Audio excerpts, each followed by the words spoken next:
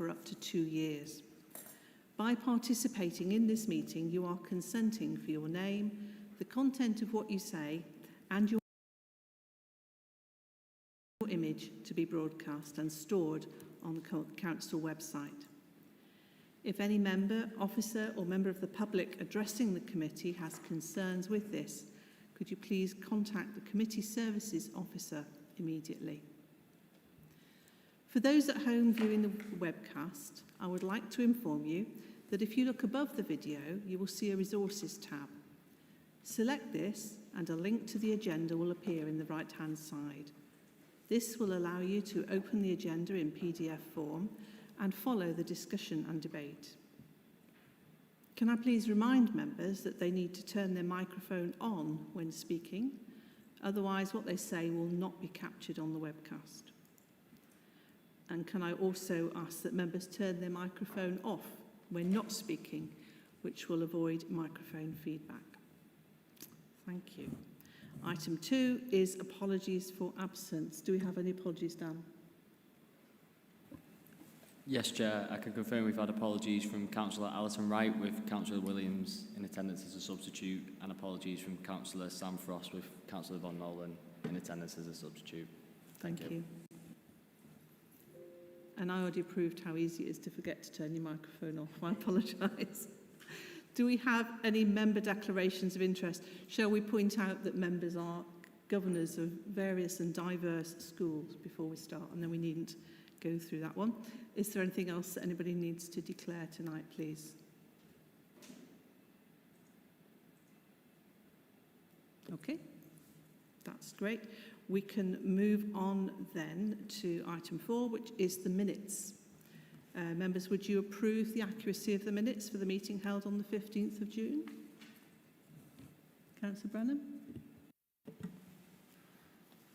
Thank you, Chair. I don't know whether this is the appropriate time, but I think there's an issue of the record of the meeting, because I raised an issue in the meeting and it's not minuted, so can I raise that now?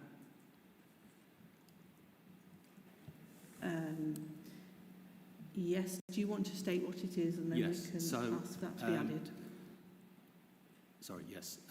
When we discussed SEND, I asked why there'd been a 25% increase in the number of early years children who had been categorised as SEND between one quarter and the next.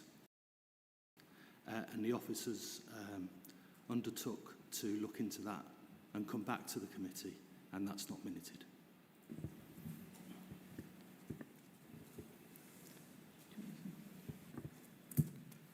Apologies for not being minuted, Councillor Brennan. I did meet with the Head of Service for Early Years to look into this, and it is correct that we have seen an increase from 6 to 7.5% of early years SEND. That does group young people with EHCPs and SEND support. Having spoken with the Head of Service for SEND, what we've seen is, when we tracked back through the COVID pandemic, there's been a number of times where young people in the early years system have not been able to access their education provision, and that has led to a number of young people where speech and language has been identified about an area of need, and they have seen a significant increase of young people coming forward needing that support. I've met with the Head of Service for Early Years, and we're looking at the work that we can put in around early years identification and making sure that support is in place. And moving forward, we'll track to see if that same pattern does occur as we go through Q3 into Q4 of this financial year, to see if it's a common trend. But they think that is the main reason why they've had that increase of young people not being able to access their early years provision. But it's something we are monitoring and happy to keep the committee updated. Thank you very much. I'm not sure if we could go into too much debate at this time, but is there one thing you wanted to say? Yeah, it was just a clarification. So, as I understand what you've said, there's an issue in early years which is basically linked to children not achieving their level of educational development that you would expect them to have done by that time. Is that right? What I would say is that the early years service said that they've had an increase in that demand from an SEND perspective, and that is linked to not being able to access that education in the early years system through the pandemic.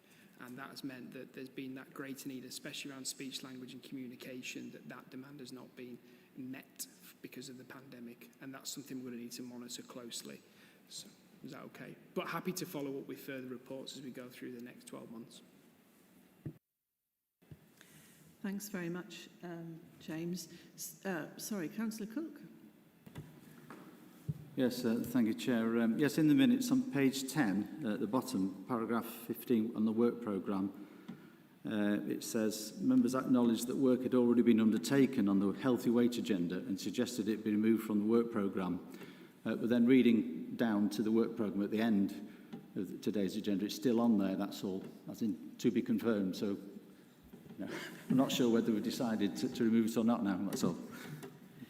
Thank you. I was planning to raise it when we got to the work programme, but yes, I believe that we decided that, and so when we get to the work programme, we'll deal appropriately with that. Thank you for raising it. With those thoughts in mind, can we approve the minutes? I need a mover, please. Yeah, happy to move, Chair. Thank you, and I'll second. Or did you want to, Chris? Yeah, I can second that, Chair. Thanks very much. So therefore, are we okay to approve the minutes? Yep. Good. Thank you very much. Let's move on. Item number 5 is public questions, statements and petitions. I have not received any of those. I'm just checking. No. So we can move straight on to item number 6, which is around the Wirral Youth Justice Service Strategic Plan for 2021 and 22. I think that Tony Kirk's come to report for us. Thank you. It's tricky when people have masks on.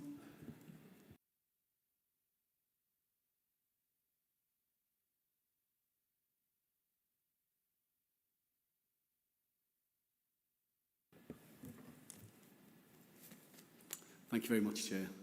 Good evening, Chair, members of the committee. Thank you for the opportunity to bring the strategic plan through to committee this evening. You'll see from the attached reports, the recommendation is for committee to endorse the Wirral Youth Justice Service Strategic Plan for 21-22 and recommend to Council for approval in line with the Constitution.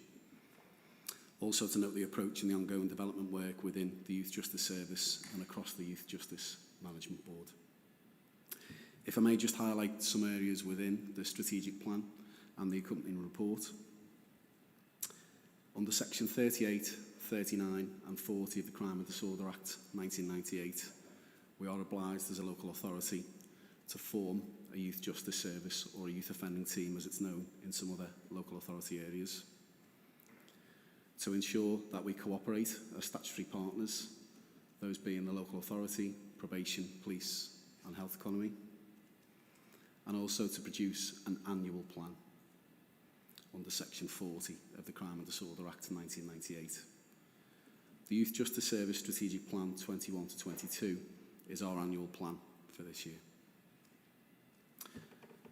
You will see from the report and the accompanying strategic plan that this is the first opportunity within the Children's Directorate we've had to formulate a strategic plan or an annual plan, having moved from the Neighbourhood Directorate and Community Safety arena in July last year.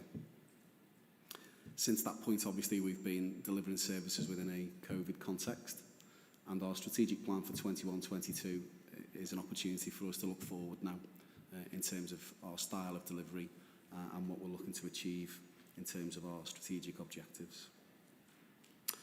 I'd also draw committee's attention to the fact that the strategic plan has been informed by the Wirral Plan 21-26, the Youth Justice Board Strategic Plan, the Youth Justice Board being the public body that oversees the delivery of the youth justice system across England and Wales. The HMIP annual report, HMIP being the inspectorate within the area of youth justice, and also the Safer Wirral strategy. So we're keen to ensure that our strategic plan links across relevant strategies and forums across Wirral and nationally.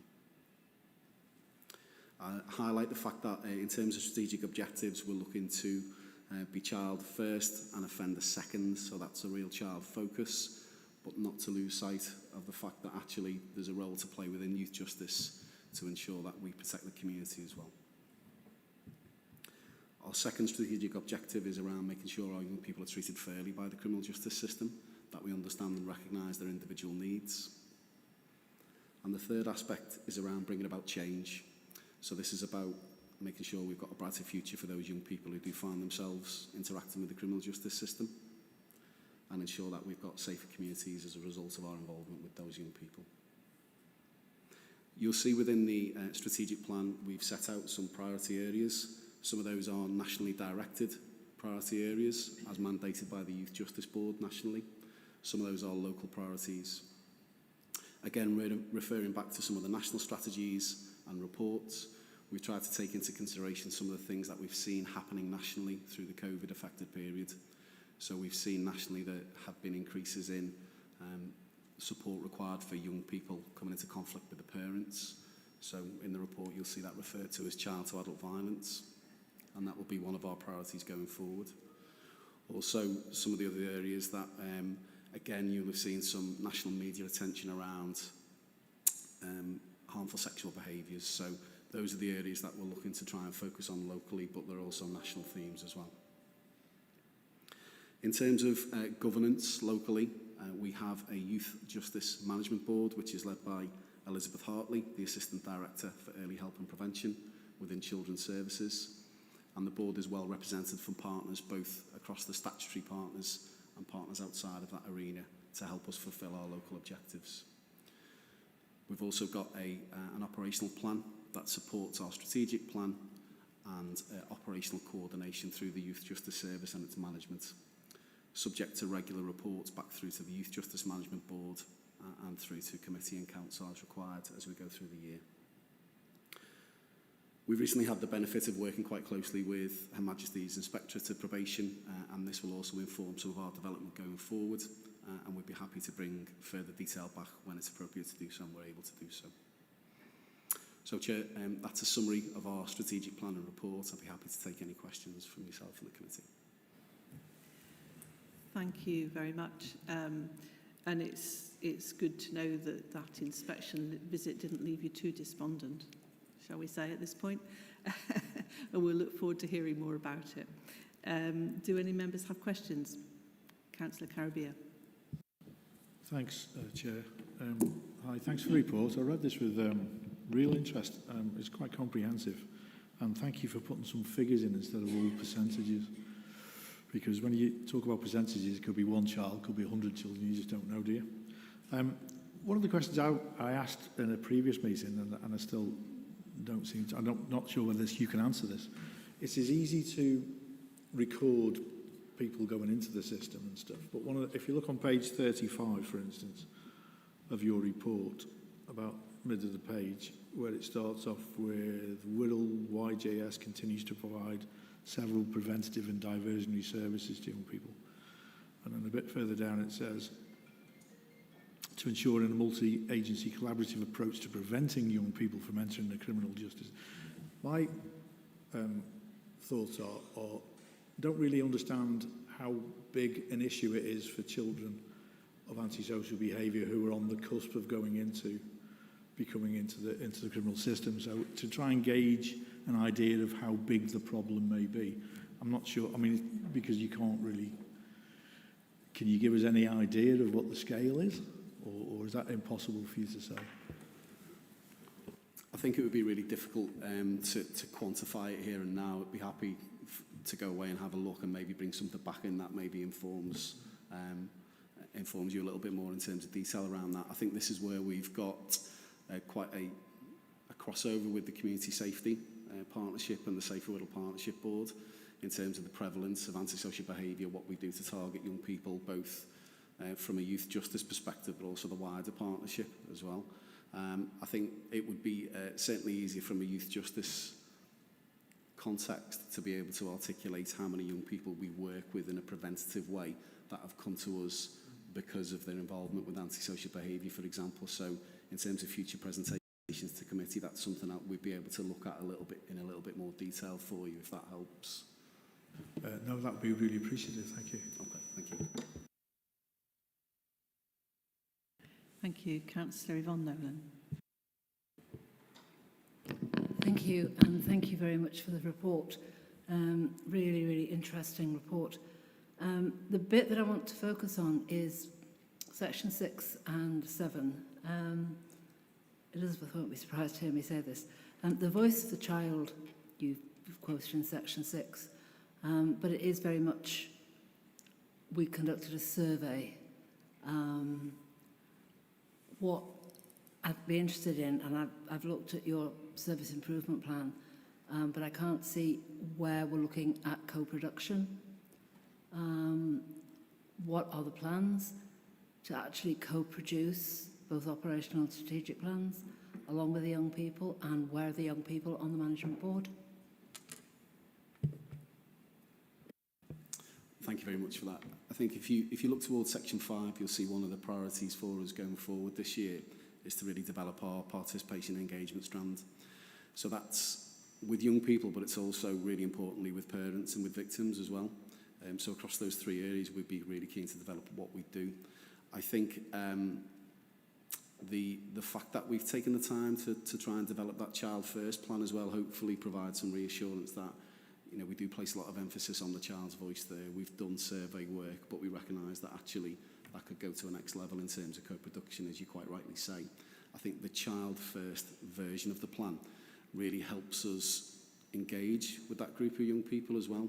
It's quite a complex area, youth justice, and we're conscious of making sure we get that engagement right and at the right level so young people can contribute and stay engaged. And I think the fact that we've developed that children first version of the plan hopefully will provide that reassurance that we do want to engage in the way that you describe. Thank you. Thank you, members. Are there any other questions? Oh, Councillor Caribbean.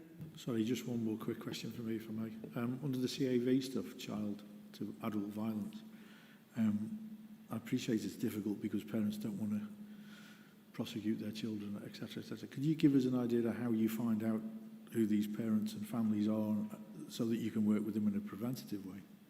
Thanks. I think we'll usually have some contact either directly from the parents or close family members, or, you know, a professional who are working with the family with a view to trying to provide that support. So it can be the prevalence of it is something we would pick up through maybe the use of police information and partner information as well. In terms of finding actual families to work with, that would normally be done and instigated by the family, seeking that support as well, and knowing that the offer's there to work with youth justice.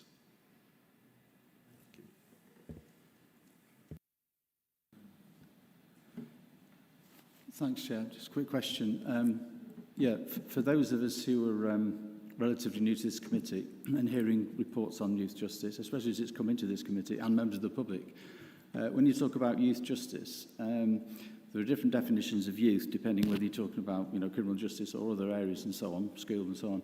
So what are the age ranges of people that you work with? And I know you have to make a distinction between that and, you know, the age of criminal responsibility or adult, you know, criminal responsibility, however that's defined. So could you just clarify that a bit for us? Thanks.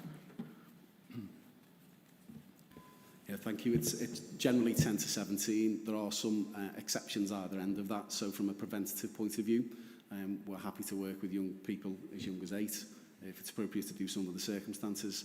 Plus, we also have a set of national standards, and one of those national standards is around transition. And transition effectively means how do we plan for and support a young person as they move into adulthood. So that might be their transition potentially away from the youth justice service or their transition into probation services. So sometimes, if it's the right thing to do under the right circumstances, we'll retain responsibility for a young person just past 18 as well. You know, if you know they've got a particularly good relationship, if it's the right thing to do.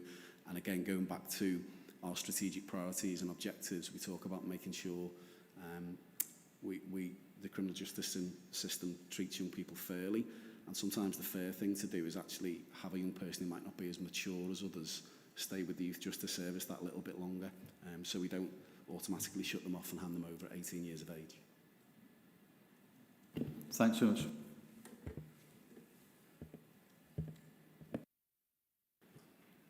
Thank you very much then. It's really excellent to hear about all the work that's going on and to read about adopting the prevention approach that Elizabeth brought to us as a committee a while ago, and see how that is growing and developing into your area as well. So I just need a mover and a seconder for this, please, this report. Happy to move that, Chair. Thanks very much. And I shall second it. So is that in favour with everybody? Yep. Great. Thank you very much indeed. Thanks, Tony. Thank you. Excellent. So then we move on to item number 7, which is the Wirral School Improvement Strategy. And James Backhouse, AD Education, is going to present for us. Thank you. This report presents the Children, Young People and Education Committee with the School Improvement Strategy for 21 to 2024. The COVID-19 pandemic has been the most challenging emergency the Borough of Wirral and the Council has responded to in recent times. The nature of the pandemic saw the Council and education settings react at speed. The impact of the pandemic on the education of young people and our educational institutions cannot be underestimated. The local authority is committed to providing schools with a school improvement offer in recognition of the impact of the pandemic has had on education. This school improvement strategy, as attached in Appendix 1, sets out the Council's vision and ambition around school improvement. It forms part of a wider multifactorial education strategy which will provide a new transformational and holistic approach to education across all areas, including early years, social care, early help and beyond. The local authority has a statutory duty to promote high standards so that children and young people achieve well and fulfil their potential. It is important as the Council transitions out of response and recovery from COVID-19 to articulate a clear and robust plan to work collaboratively with schools to support improvements in attainment and pupil learning outcomes. The strategy sets out a vision for school improvement to raise aspirations and improve outcomes for all Wirral children. It's aligned to the proposed Wirral Plan and has 5 key themes at the centre of this approach. Leadership and governance. The school improvement strategy sets out plans to empower head teachers, governors and senior leaders to build leadership capacity, secure better teaching and learning and deliver whole school improvement. High support and high challenge. The local authority has a role to monitor, challenge and where necessary, intervene and maintain schools. This will also include setting out a transparent schools cause and concern policy where early stage monitoring and challenge do not result in rapid improvement. We need a self-improving school system. The strategy outlines how the LA will work with key stakeholders to develop a robust self-improving system which enables schools to hold each other to account for progress and performance and quality assurance measures which assess the impact of partnership activity. We need to learn and innovate through research and evidence-based approaches that plays a key role in forming practice in schools and school improvement. We need to ensure that our schools and education leaders utilise effective improvement strategies based on that research, whilst also having an opportunity to explore innovative solutions to complex problems. And finally, we need a clear school improvement plan for Wirral that transitions out of the pandemic. We will increase capacity in our school improvement team, appointing school advisors to enable the local authority to fill its duties in monitoring performance and brokering school improvement provision. The recommendations to the Children's Young People Education Committee are to endorse the school improvement strategy, note the approach taken and ongoing support for our Wirral school system, and agree to receive an update on the progress towards the implementation strategy in 12 months. Thanks, James. Children only get one chance to go through school, don't they? They only have one year in year 2. They only have 1 year in year 6, and so on. It's really vital that we get it right. And appreciate this opportunity for us to help provide ongoing support for schools and for the governors and so on who are part of the school system to bring excellence for our Wirral schools. Do members have any questions? Comments?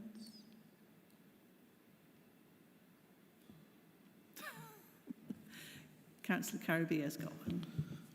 Yeah, I'm just wondering how we're going to achieve that, considering the government was supposed to give us a lot of money to get this up to date and we haven't got. I think by my calculations it worked out at about £600 a school over 3 years, which is about 22 quid a child. So I'm just wondering, how are we going to be able to fund the additional teaching staff or one-to-ones or whatever's going to cost us to get children to where they should be because of COVID? Thanks. Can I just first say that this is much broader than that, although of course COVID is part of the strategy that we need to address, but this is a much broader situation. And money keeps being announced all the time.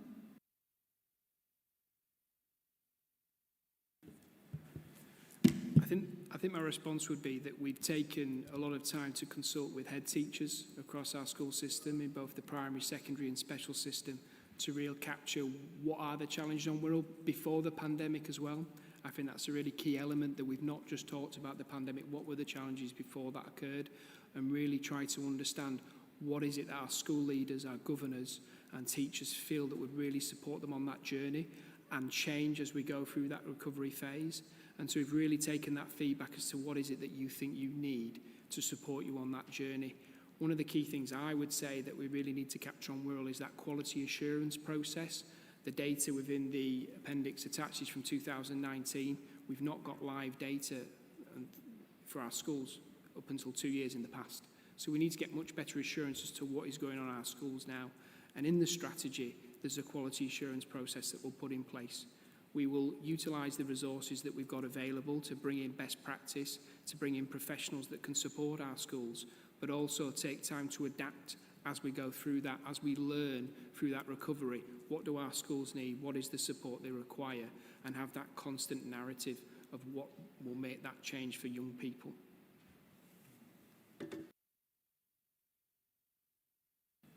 Thank you. Councillor Von Nolan.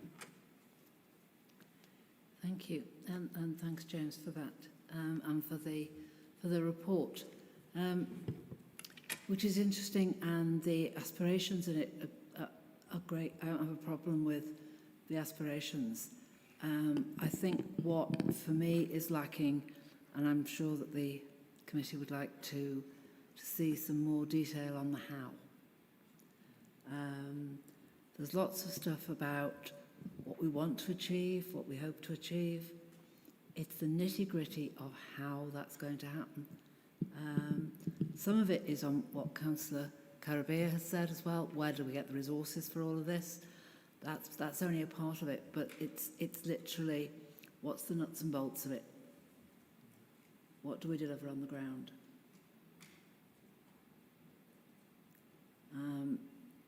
You know, things like, certainly around the vision, you know, I get that's the LGA picture, but, you know, what supposedly evidence actually isn't. It's just yet another lovely aspiration, which is great. It certainly isn't evidence. But I think we'd like to see something a bit more concrete on what evidence we're going to look for, how will it work. Thank you.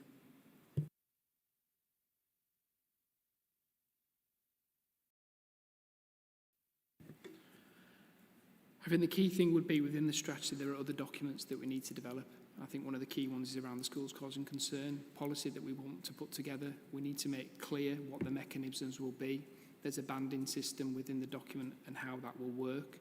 So there will be further detail around how that schools causing concern policy will be implemented. Also, one of the key things is that we need to recruit the staff that are going to support the school improvement team. And we're going through that process now, and hopefully they will be in post within January. And I think that increased capacity that will bring to the team, giving that extra resource to schools on that journey. I also think one of the key merits is how are we going to go from where we were through the COVID pandemic to the next stage. And I think that's that process we need to work with school leaders to really understand what's going to make the difference, because what we don't want to do is start putting policies and procedures in place that are not going to support the system. So it very much needs to be a two-way conversation. I think the other third part, which sometimes is missed, is the importance of governance and governing bodies. And one of the key things we really want to get out of that is supporting our governors and making sure they know the process and the journey that we're about to go on, because it's really important that they're supported in holding schools to account in the right way. So there's many different levels of support that needs to come into place and what that journey of travel will look like. But I'm happy to come back in further committees around the detailed policies and procedures we're putting in place and how that will reflect in the journey we go through. Thanks, James. There's an element of, if we start with this, then we would very much like to hear the further detail as you work through that and can tell us.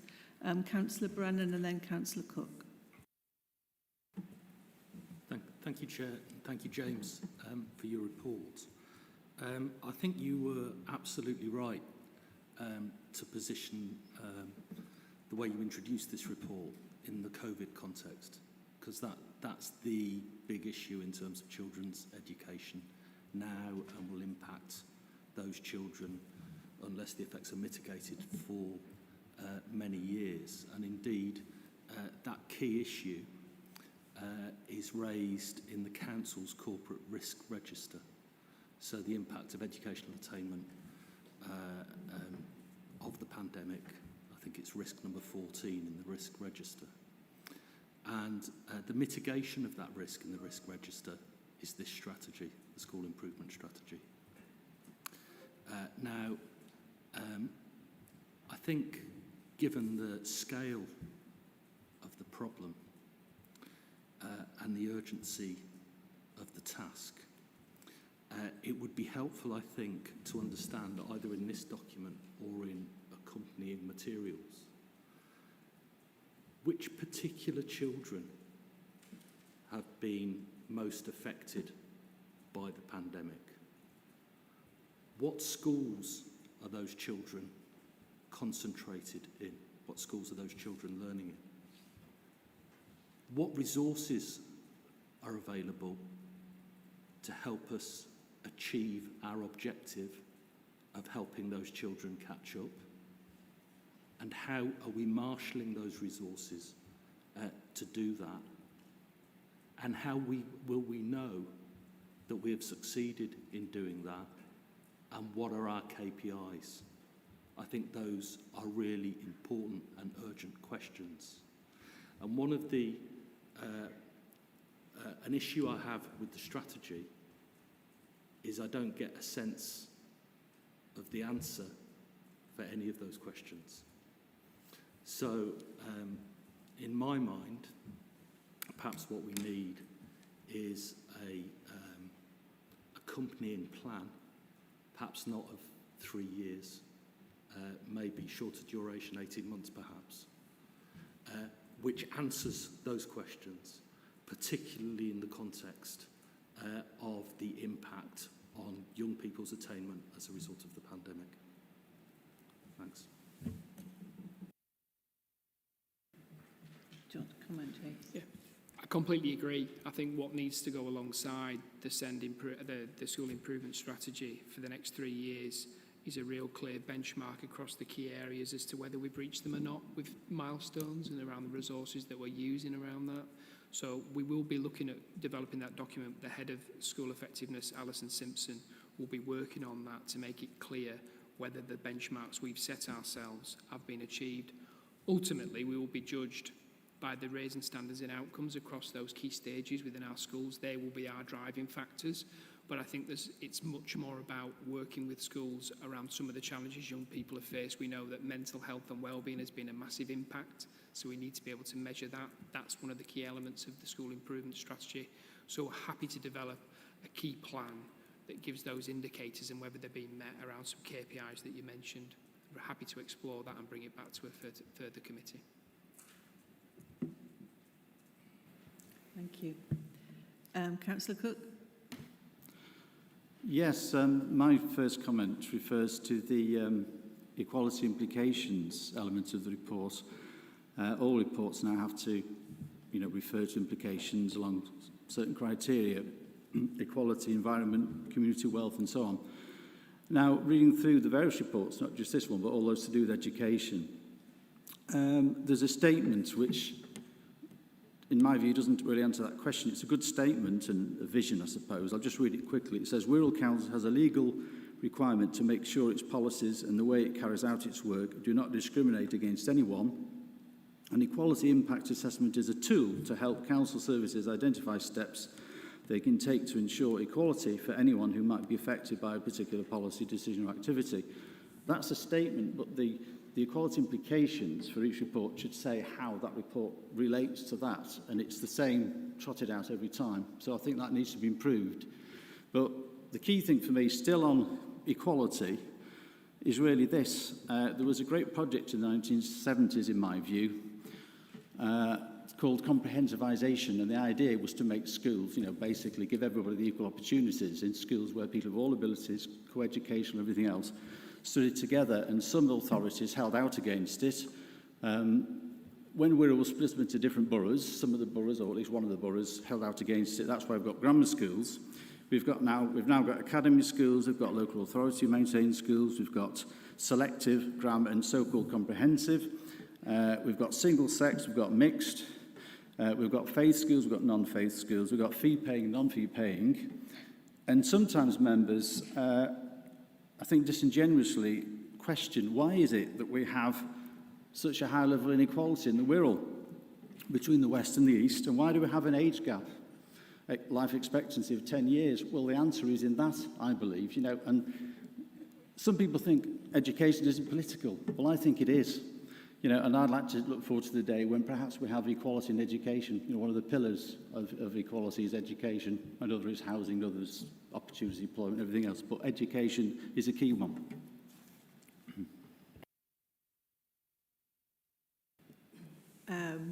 I'll let you come in, Chris, but I was just going to comment that I wasn't living in Wirral at the time, but I believe it was people who lived in various areas of Wirral who chose to keep various kinds of education, and I think that was the choice of the people. Chris, do you want to say something? Yeah, it wasn't about that, though. I was going to get back to this subject. I was going to ask James, actually, if, following on from the councillor over there that quite eloquently laid out a plan, basically. I was wondering, the strategy is for 3 years or 4 years. Is there going to be a plan on how we catch up with children that have missed out school in the last 18 months? One of the key aspects of the school improvement strategy is there will be thematic areas of focus, and one of them is around recovery or bounce back, whichever phrase you want to use. So we've worked with our school leaders to say, what is it that you need from a support perspective? And we are making it clear that we can put on what they feel is needed to support them on that journey. I think one of the key things is just having that extra capacity to work much closer with our schools. That's not been there to really track what is it they need from a support perspective. But we've made it clear that we will work with them around that package of support for our maintained schools, and our academies can access it as well, around what it looks like around that support. And I think one of the key things I would say around equality in education, we've spoken to all our school leaders, whatever demographic of school, and they've all said that they want to support this school improvement strategy. Now, I think that's one of the key things, is they all want to go on that journey. They see that Wirral needs to really change its system in the right direction. So there is that commitment from all school leaders in all school types to support this school improvement strategy, which I think is really key in making sure that it can be successful. But I think, coming back to that point, we have spoke to school leaders and we are putting things in place around the support we're putting on, and I'm more than happy to give you more detail around some of the packages of support that are available to schools individually, clusters of schools, but also across the world, the approaches that we're taking. That would be very helpful for me. Thank you. Okay. Thank you, members. So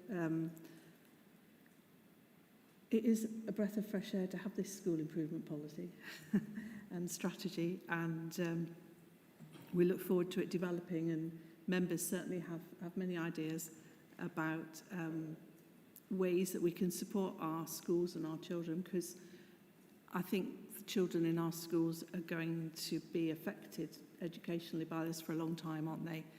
It's not a sprint, it's actually going to be a marathon, I think, to bring the help and the support they need over time with the education as well as the mental health support and so on.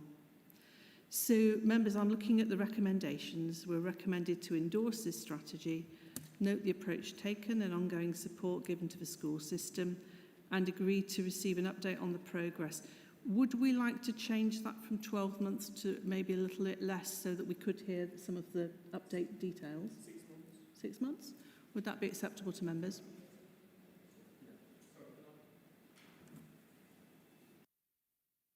Oh, I'm mid-moving. Do you want to move? I want to move an amendment.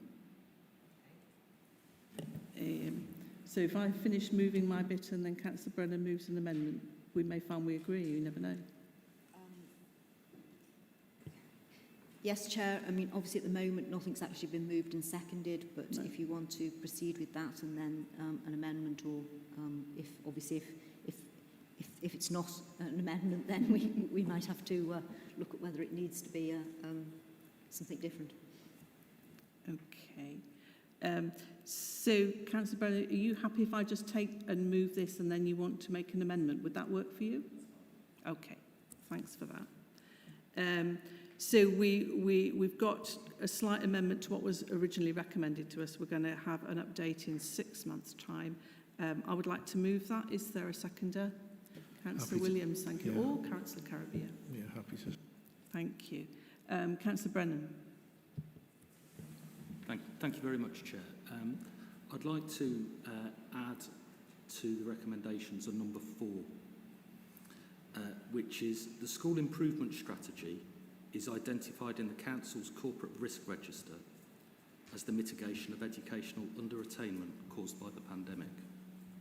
The committee therefore agrees that alongside the 3-year strategy, it is necessary to develop an 18-month COVID-19 education catch-up plan. The plan will identify key actions, resources, target groups and KPIs to ensure that the adverse impacts on our children's life chances that may be caused by the pandemic are minimised. The plan will be reviewed by this committee in the new year. Thank you for that. Can I just ask a question about how much of that is our job and how much of it is actually responsibility of schools? I just want to be clear that we're not taking over schools' responsibilities anywhere. Schools do have a responsibility, but as a local authority, we have responsibility in relation to our maintained schools, which make up a significant number of our primary school system. So we do have that statutory responsibility in that area. In respect of that amendment, a significant amount of that work is ongoing anyway. So part of that will be manageable. So happy to bring that in January if that's helpful. Okay. January work for you, Councillor Brennan? Well, I left the new year to make it a bit easier on officers if they needed to turn something around. But if officers want to commit to January, that's fantastic. As I said in my earlier contribution, it's a very urgent problem, and we need to look at it urgently. Thanks. And indeed, the work is underway. So if it's feasible, then January would be excellent. Okay. So I'm happy to accept that, to amend what is here before the committee. Councillor Caribbean? I was going to say I'm happy to second that if that was going to go through.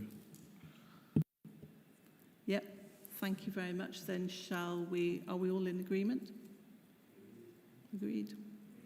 Okay. Thanks very much. It's always a tendency to turn the microphone off when you've finished an item and then you remember we're going to go on. There's more. We have the budget monitoring for Q1. And I'm going to invite Nicholas to come and bring that to us. Thank you.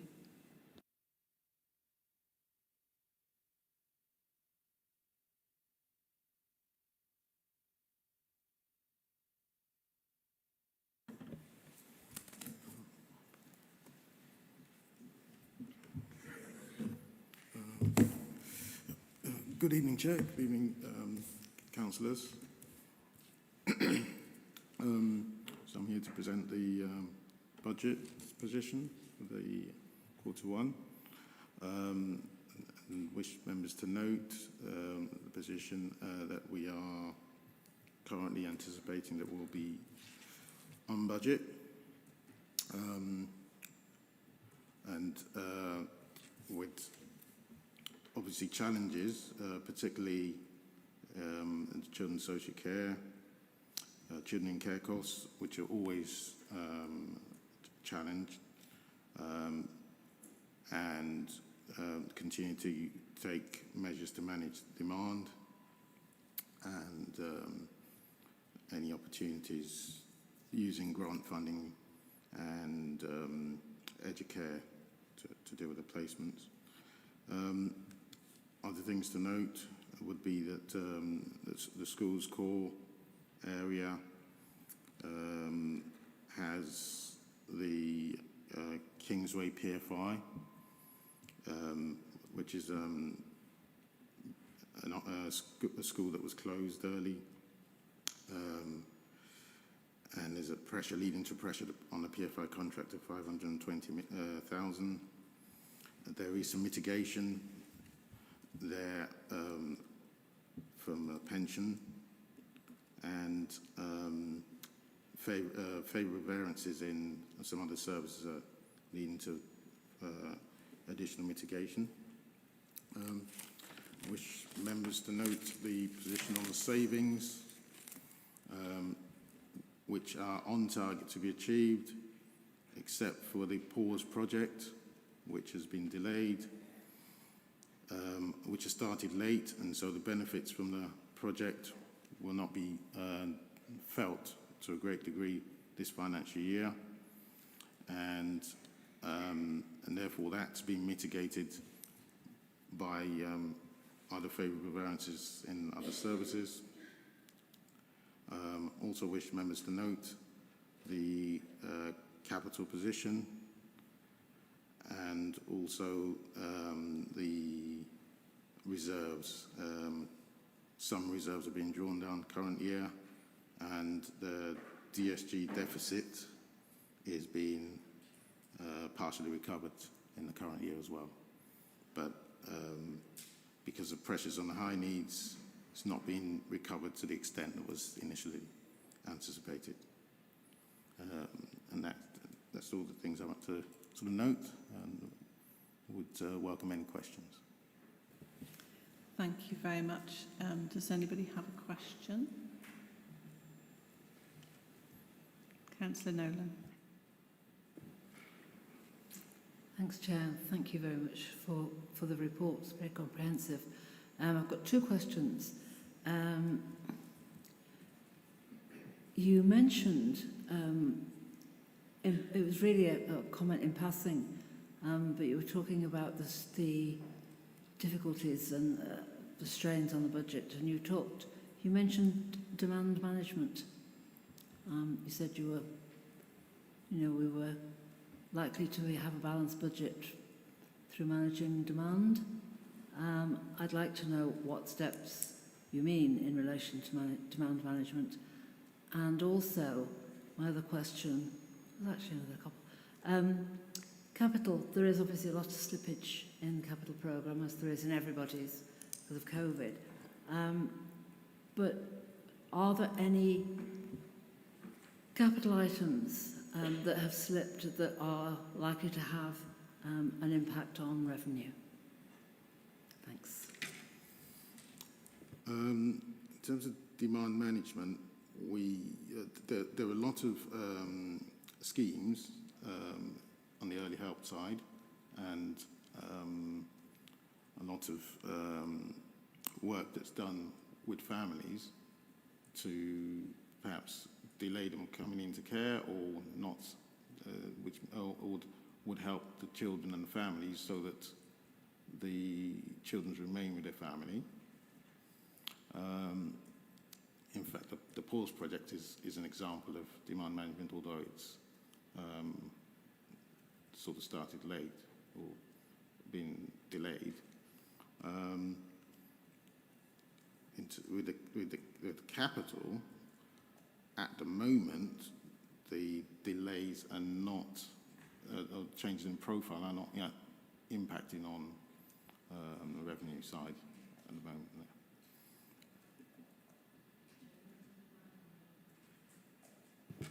Thank you. You mentioned PAUSE being one of the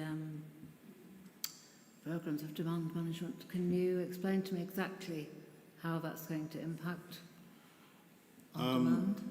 Yeah, so PAUSE would entail working with families. Sorry, I know what PAUSE is. It's Excuse me, sorry. I wonder if one of the officers who's directly involved in things might be able to do more of the answering, do you think?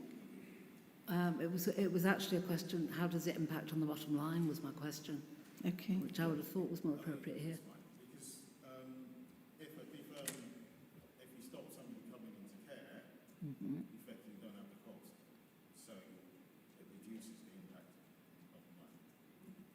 If somebody came into care, child came into care, we spend any amount, maybe £2,000 a week on them, 100,000. Pardon me, Nicholas, could you put your microphone on, please? Sorry, my apologies. Effectively, we wouldn't have the cost of a child if the Pause project was successful. If they worked with a parent and they did not, in the case of the Pause project, which is they didn't have multiple children which were brought into care, that cost wouldn't happen. So, and that would reduce the. Yeah, I get about the cost of looking after children. I think my question was more around, is that not a notional saving? So it's if the women don't get pregnant, and if they did get pregnant, if those children were brought into care. So is that actually what we're listing as a saving? I just need to be clear. You know, when you track things over time, there are people in the system, but new people come in, new young children come into the system. So if you reduced the ones coming into system, over time our costs would fall, so it would be a saving. But it would not be immediate, but it would be a saving as you progress, because you could assume, for instance, that the number of people we have who turn 18, and that's when the costs go out of the system, equal to the number of people who are coming in. If Pause project, say, for instance, worked, then perhaps the numbers coming out would be greater than the ones coming in, and then you'd get your costs reducing.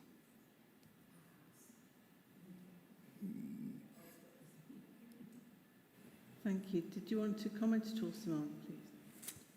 Thank you, Chair. Just to say, you'll see that the Pause project in the plan is actually rated amber, and we are not anticipating or expecting it necessarily to make that amount of saving in this financial year.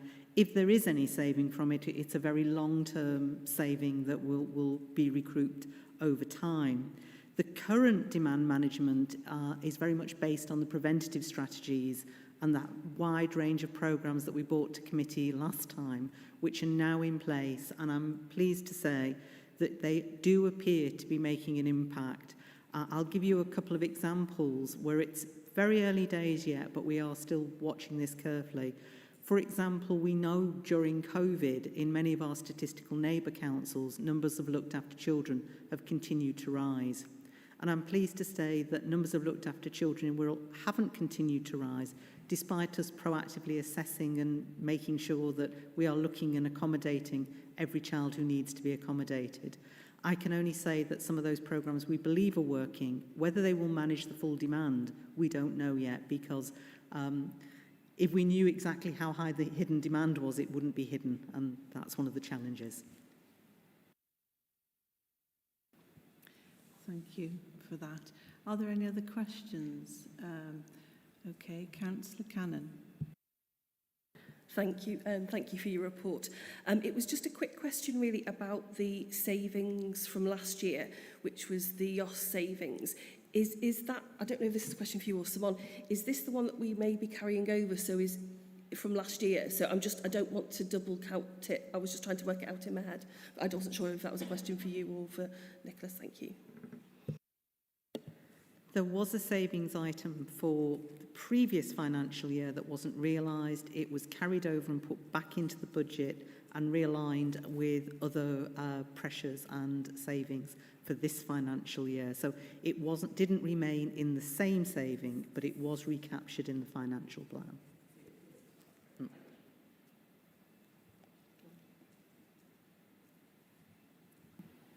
Hi, thanks very much for your report, first of all. Can I ask, I've worked in or with a large number of public sector organisations, and in I think all of those, management would have had access to management accounts which profile expected expenditure, sometimes on a quarterly, sometimes on a monthly basis, and then judge outturn year to date against that profile. Is that a system, do we have a system like that or something like that? Yes, we do. We use that particularly with salary. Salary. We use the extrapolation is really key on the salaries.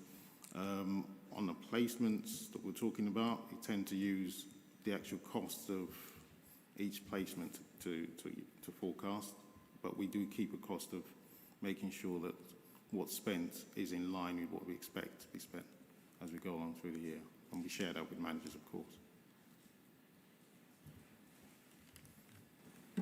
I think it would be enormously helpful if in future reports of this nature, if we could have the profiled expenditure to date and the actual expenditure to date, because that would enable us to get some assurance that the forecasts we're seeing are actually likely to be reflected in the year-end outturn.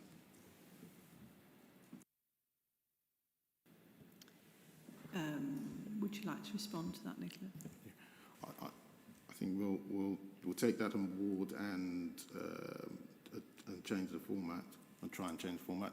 I think the format that we use is agreed and across the whole council, so we'll have to have those discussions with other members to try and take that on board, because it'll have to be agreed with PNR as well, I think. Can I just request that exchange is minuted fully, please? Thank you. So it's clear that we've had that conversation, and it's something that has to be explored in the context of all council's reports on finance that are brought to committees. Thank you. I shall remember. Great. Do we have any other questions?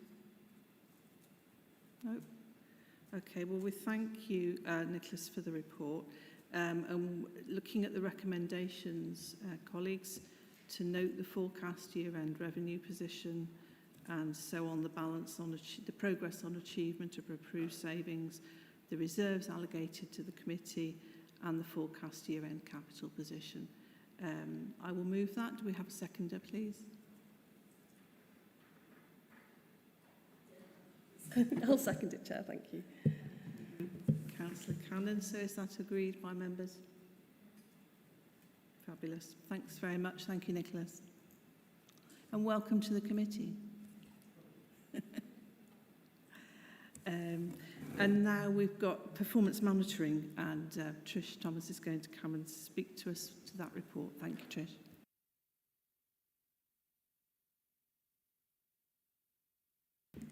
Thank you, Chair. For those of you who don't know me, my name is Tricia Thomas. I'm the Performance and Improvement Manager in Children's Services, and I'm here to talk to you today about the progress we've made so far over the past few months at developing a new, robust performance reporting framework for Children, Young People and Education Committee. So just to provide a little bit of background, up until March 2020, committee received regular performance information which used to report against progress against the Wirral plan. Now, these reports stopped 18 months ago, and since then, committee have received very little performance information, except for the Children's Services Data Book, which is quite a large document and predominantly social care focused.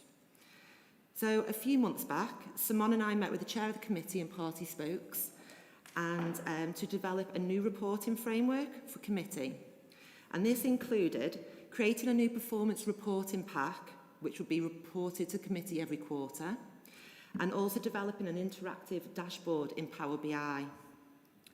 So the reporting pack can be found in Appendix A, and we've populated the report with historic data and provided a small trend line to show direction of travel.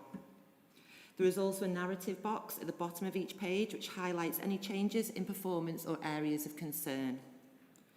I think it's important to note that this is the first time this report has been produced, and there are a few gaps in the data, and some of the supporting narrative I think could be a little bit more comprehensive, and these are things that we're going to address and improve on for the Q2 report, along with the addition of benchmarking data so we can see how Wirral compares to others.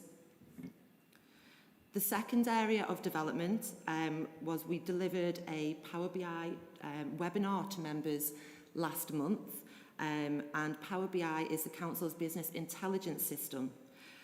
The interactive dashboard allows members to view performance data at a Wirral level or drill down to ward level.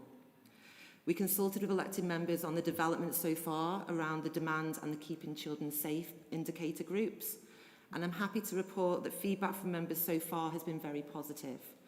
Our next steps are to develop the remaining reports that will underpin the other indicator groups, and we'll continue to keep committee members updated on progress. I've also made just a few notes from today about some additional indicators that we might want to include in the reports moving forward. They were around early years SEND, school improvement, and with regards to Tony's Youth Justice paper, we have got the 3 key indicators from Youth Justice included within the pack. So thank you, Chair. I'm happy to take any questions or comments. Thanks very much, and we've all been having great fun looking at the Power BI and seeing all the graphs and moving them up and down and so on, but also for this report. I think Chris Caribbean might have a question. It's not really a question. Well, it is a question, actually. Yeah, I think it's brilliant. I really enjoyed looking at the data and how Power BI can give us that information, which is really good, especially down to ward level, which is exceptionally good. My only request would be on page 114 under 3.4, you've got a list there of demand, keeping children safe, looking after, and blah, blah, blah, yeah? So the first 2 has been completed. Can we do SEND next? I hope you're not going down the list, because SEND's number 6. I'd like SEND to be done first. Absolutely. In the background, we are doing a lot of work with SEND. We've got some dedicated, somebody from my team has actually been seconded over to the SEND team to try and cleanse some of the data and understand the information that we've got there. We are also in the process of developing some SEND reports within Power BI to help with the management of the service. And using those reports, we can absolutely take some of that data and use it for the members' reports down to ward level as well.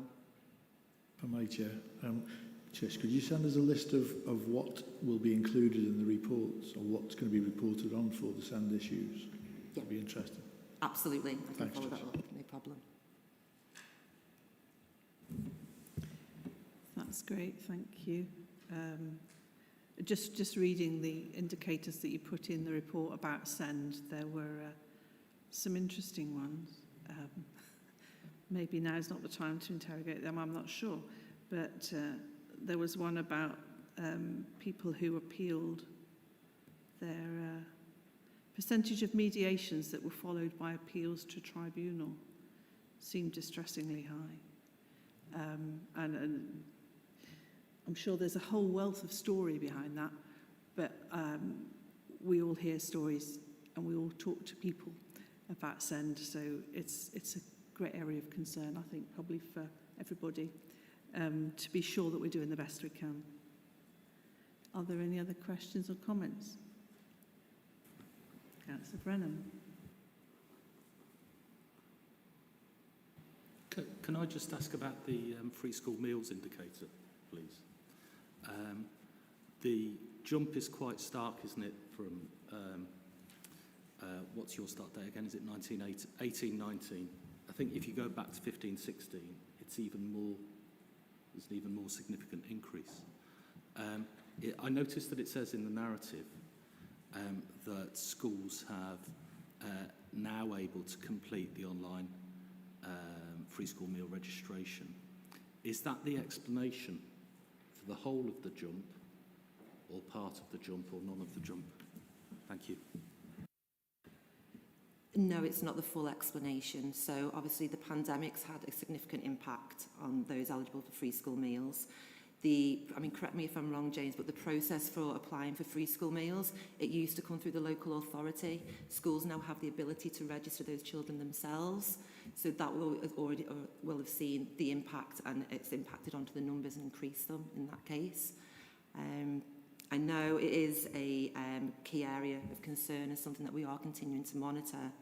And I think over the next few months, as we continue to monitor it, post-pandemic, we should see some of the numbers starting to reduce slightly. And again, it's similar to the electively home educated as well. So again, the pandemic has had a real significant impact here.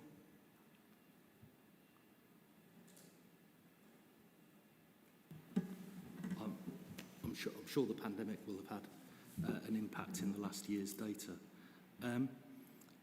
But the reason why I went back to 2015-16 is because obviously if you took the period 15-16 to 19-20, that's pre-pandemic, isn't it? And I think I'm right in saying that there's been about a 5 percentage point increase in the indicator over that time period. So I was just interested in whether that was a technical thing, because it's easier for people to register, or whether it's actually an indication of increased household poverty in the Wirral.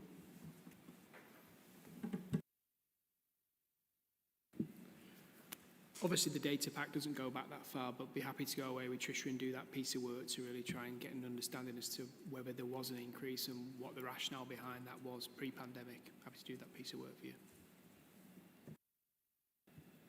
Thank you. Certainly I can remember as a governor the school despairing because they knew there were parents who were eligible but they couldn't get them to fill in the form, and being able to do it themselves is really helpful. Thank you. Councillor Nolan? Thank you. Just a quick question. The indicator around the percentage of care leavers in education, employment or training, 60%, do we know anything about the other 40%? I'm sure we do. I do hope so. I'm pleased to say, Councillor Nolan, we do.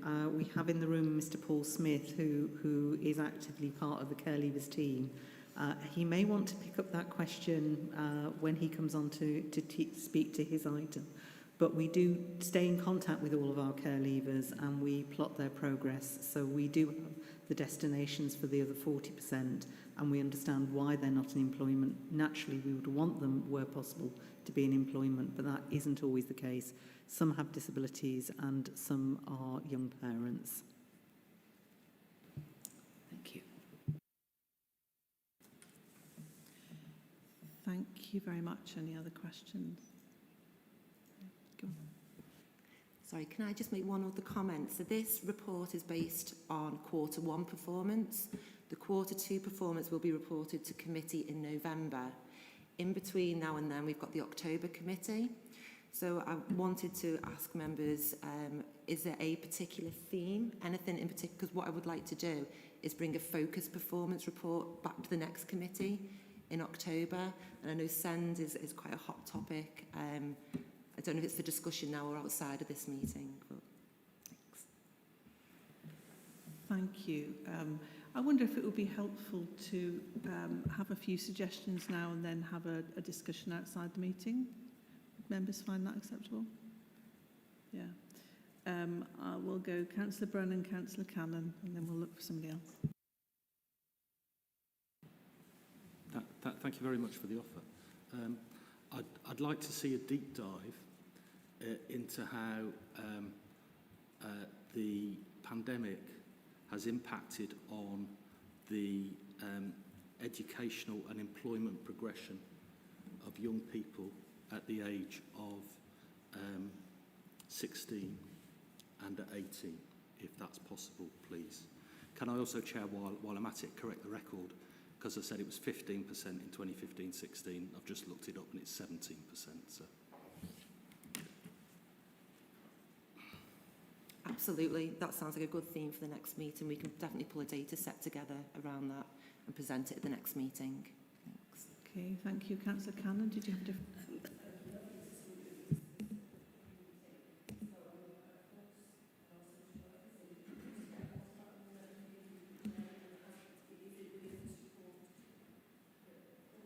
Sorry, honestly, I thought I pressed it. I do beg your pardon.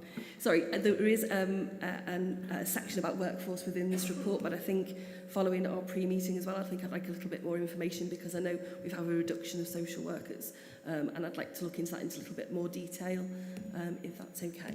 Thank you.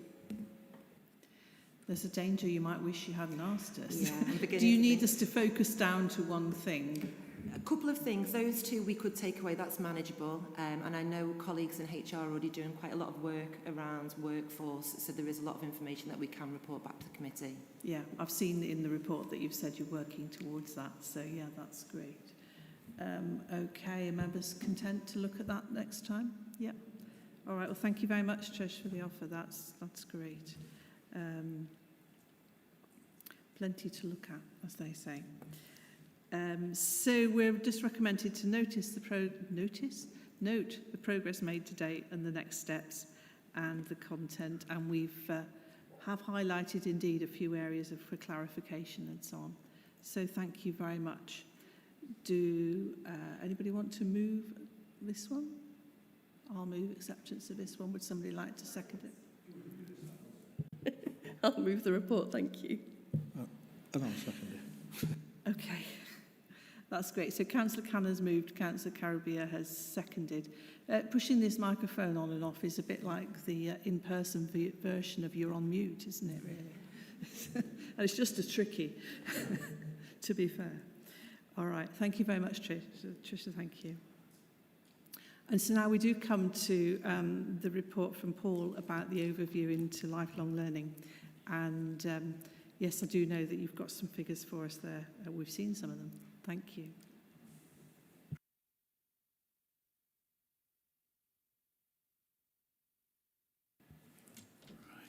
Good evening, members. Good evening, Chair. Thank you for inviting me to, or allowing me to come and present an update on lifelong learning. So I don't know if you want me to pick up on the question around care leavers first. Yeah, is that, yeah, okay. I think as Trish reported, we had 60% at that moment in time of our care leavers aged 19 to 21 in employment, education, training. At that rate, that is quite exceptional. And we know that from the work that we've been doing around National Leaving Care Benchmarking Forum, working with other authorities across the country. It is quite an exceptional performance. In terms of that particular measure of employment, education, training, it varies sort of almost week to week. And we're running at the moment between 56% and 60%. And our aspiration is to really push it over 60%. We have a team of officers that work very, very intensively with a focus around employment for that particular group. We work hand in hand with the personal advisors from the Leaving Care Service. And what we find with that group of young people, as Simon's alluded to, they do have significant barriers and challenges, and sustainability of employment outcomes and education engagement is sometimes a challenge, but we're always there to support and to assist them to come back into positive participation. Okay.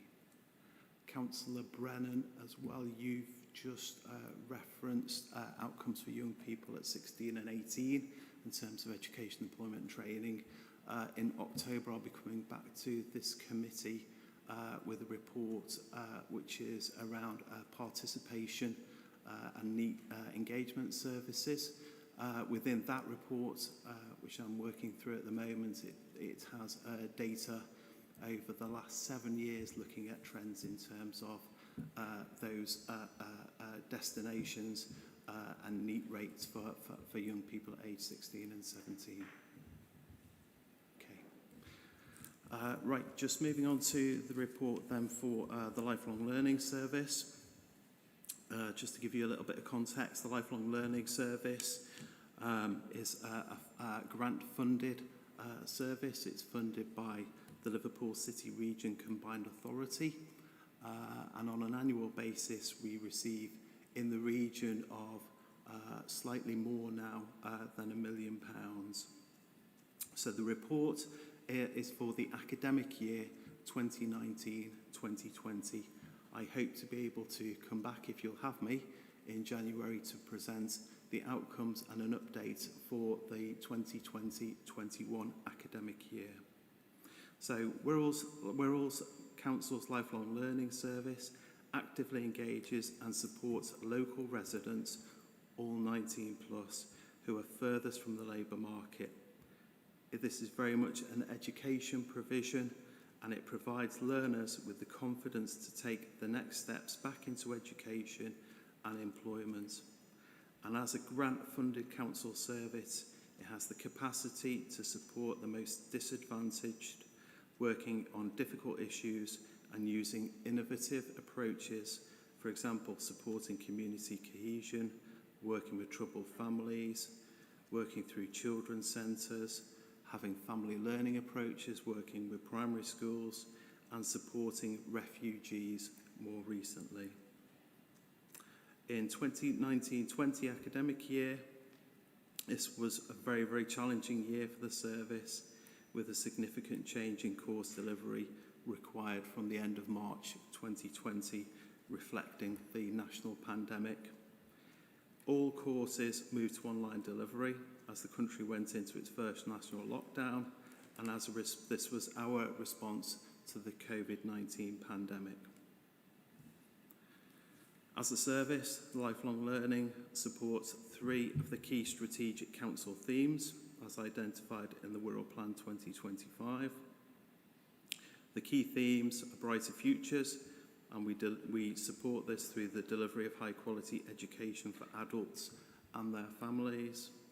Brighter futures, active and healthy lives through a curriculum focus on well-being and positive mental health. And finally, safe and pleasant communities through targeted engagement of adults and families in the borough's most deprived community ward areas. So my recommendations are that the committee note the report, but also note the support that the services planned improvements, and recognise the contribution to improving the lives of adults in Wirral's most deprived communities during the academic year 2019-2020. And I welcome any questions.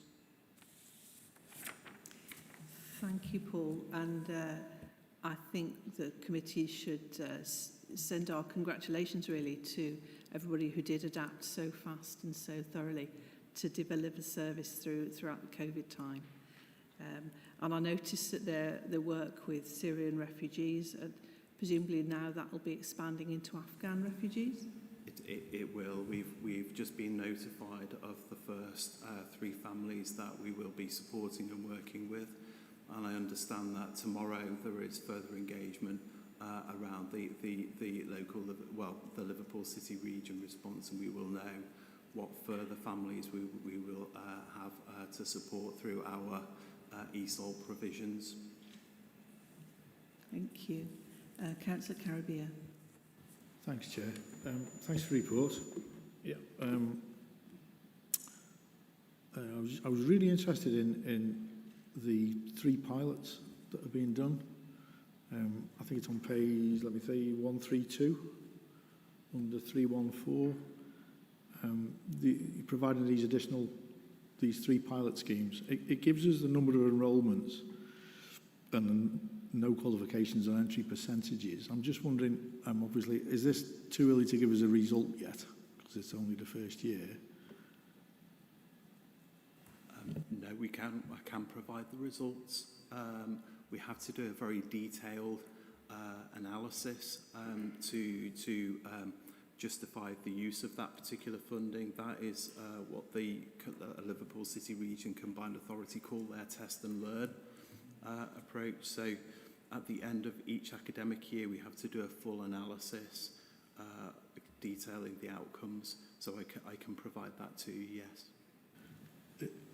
Thanks, Chair. Quick question, and I don't know whether you can answer this one, but at the end of the year, or at the end of the academic year, when they come in with no qualifications, what do they come out with at the end if they pass it, or if they, you know, is it something that will enable them to get into further education, or what level of a qualification do they receive after doing the year? Okay. Yeah, there's a whole host of different qualifications that they will access. So we do some pre-entry qualifications which are effectively judged through a recognition process which sits outside of qualifications, which is one that we determine ourselves. And then we have formal qualifications as well, again ranging from entry 1 to entry 3 and then through into level 1. So we have a range of provisions from your sort of numeracy, literacy, English and maths through to digital qualifications and some basic level skills type qualifications. And then in terms of our provision, we map our provision and work directly with Wirral Met College in terms of planning the curriculum on an annual basis.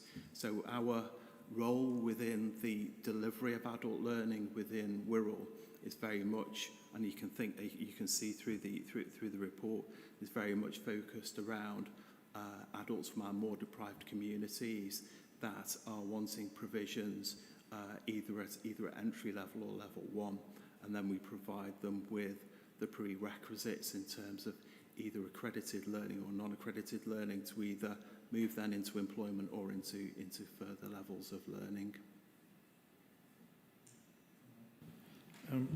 Last question. How well received has this been from employers, these recommendations or these certificates that are awarded? The certificates, some of the certificates that we've lined up directly with employers include things like CSCS cards, so which enable adults to access the world of construction and construction sites. We've done some more intro courses into health and social care.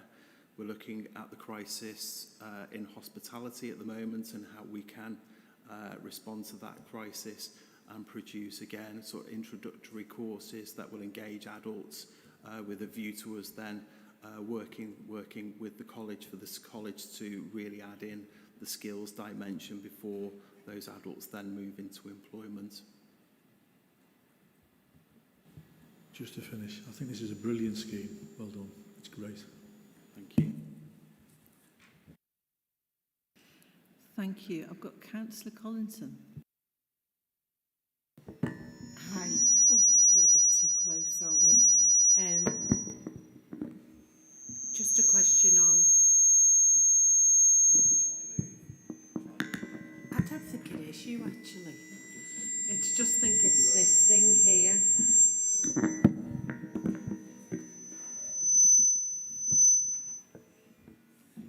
Is that better?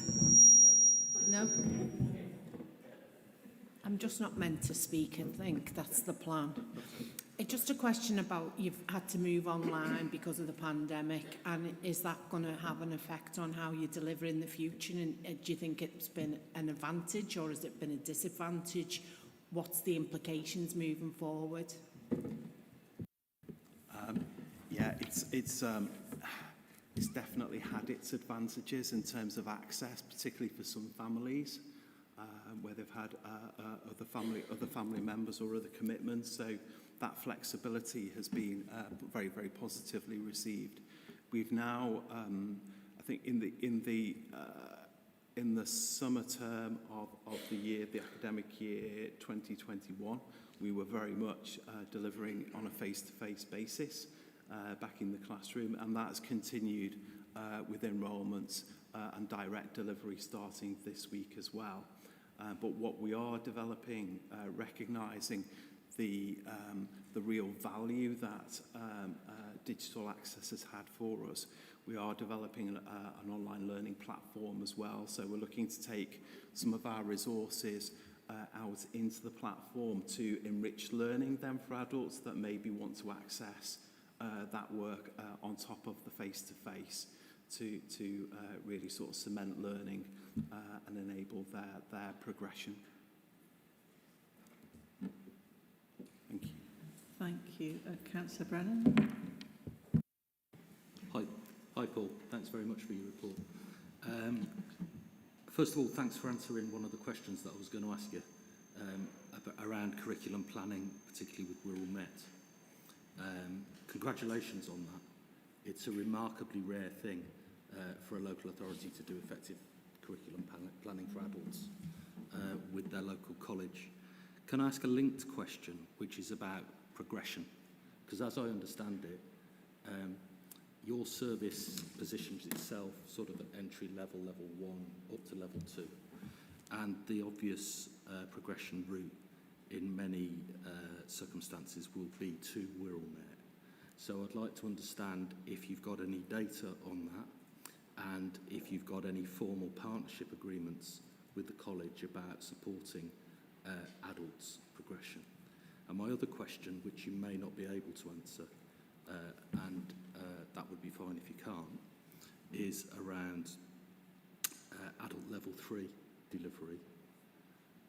The government finally realised that they'd made an absolute car crash of level 3 delivery to adults and made a minor adjustment to the national policy to try and address that with quite a small national allocation of resources to support that policy change. I'm interested to know whether any of those policy changes have cascaded into the Wirral, such that we've seen an increase in, of any significance in the level of level 3 provision for adults in further education. Thanks very much. Okay, thanks, Councillor Brennan. In terms of data and referrals through into Wirral Met College, yes, I can definitely provide that to you. I haven't got that with me right now, but yeah, we can provide that. And the planning is really closely matched. So a lot of our ESOL provision leads directly into level 2, level 1, level 2 ESOL provision at the college. And we have other skills-based provisions which directly refer into the college. In terms of our partnership agreement with the college, we don't have a formal partnership agreement. What we do have, though, is that we have a member of the college that is their director for adult learning services, sits on our governing body. And I am also a governor at Wirral Met College. So our partnership is very, very strong, although I would recognise that we don't have a formal planning agreement with the college. In terms of adults and level 3, it's not really my bag, but I do understand that the Liverpool City region, as the grant funders for that provision, have flexibly offered up different level 3 qualifications, which the colleges predominantly tap into. Now, I couldn't tell you though from a Wirral Met perspective what their numbers look like. Thanks, Paul. That's really helpful. Just for the benefit of the rest of the committee, what Paul's just described in terms of the collaborative arrangements between the college and our adult education service is absolutely excellent in terms of the shared governance, you know, people being represented on governors. I sort of know a bit about this area, and I'm not familiar with that model existing anywhere else in the country, so I think Paul and his colleagues are to be commended for that. Thank you, Councillor Brennan. That's good to hear, isn't it? Thank you. Were there any other hands that I've missed? No? Okay. So thank you, Paul, for your report. And could I have a mover and seconder to note it and support the services planned improvements? Councillor Povell, you're going to move. Thank you. I'll second it. Go on. Councillor Araby is going to second it. It's nice to vary the names, isn't it? We're working together as a committee. Thank you. Are you all in favour? Absolutely. Good. Thank you very much. Moving on then to Essential. And can we thank Ian McGrady and Stuart and Mark Parkinson even, sorry Mark, for being here today. And I think Simon's going to introduce the report for us. Thank you. Thank you, Chair. It's important that the committee gets an opportunity to assure itself and oversee the activity of partners working for children. As I'm sure the committee is aware, Essential is a community interest company that was formed in 2015. It is co-owned between Cheshire West and Chester, commonly known as Quack for short, so they don't always get their full title, and Wirral, who are both the shareholders. Essential provides a range of services for children both in Quack, Wirral and Holton. That includes learning and opportunities outside the council, outside the classroom, physical education and swimming, catering, mental health and wellbeing services, music, creative arts and governor services. It's been a challenging 18 months or so for everybody, including Essential. And during that time, Essential has stepped up. And the report covers how Essential has helped out and provided a range of holiday activities through the additional holiday activity fund that has been provided centrally. As we say, we have with us tonight Mr. Mark Parkinson, who is actually the chair of the board, and we have Mr. Ian McGrady, who is the managing director. They will be able to answer any questions on the activity within the report, but also the business plan attached to give councillors any reassurance or the ability to ask about the further work of Essential. So I now open it up to questions. Thank you. Thank you very much. It is a wide range of activities that you engage in. And as a social enterprise, you're able to reinvest money back into schools, which is absolutely brilliant. And I know that I've seen it firsthand, the materials around your sustainable palm oil work and so on. There's a lot of environmental and climate emergency stuff built into what you're doing, which we welcome. I don't know if members have any questions. Councillor Povel's got a question. Thank you. Yes, hi, thank you. Thank you for the report. It's quite comprehensive. I want to ask a question about the holiday activities programme that you operate. And I really want to query what is the criteria for children to benefit from this programme? As I understand, it's based around free school meals. Is that correct? Yes. Hi, yes, it's the criteria is set by the Department for Education, and it is based on free school meal availability. So it's based, what you're saying, it's based around the Department of Education's criteria, not your criteria? Yes, the scheme is defined by the department, and we coordinate it for this year on behalf of Wirral. Right, it's just that during the holidays I was approached by 3 separate parents about their children joining these activities. And these parents work, but their income is just over the threshold for free school meals.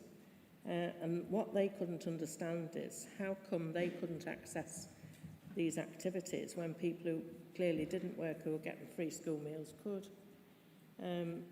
Obviously, they'd be delighted to pay nominal sums to access these things where they might not be able to afford, or where they couldn't afford, £18 a day childcare. Now, on Wirral, we used to have the Wirral Play Council, which provided free activities during the summer holidays for children. There was no criteria. If the children wanted to go, they could go, and it was extremely successful for the 6 weeks of the summer holidays.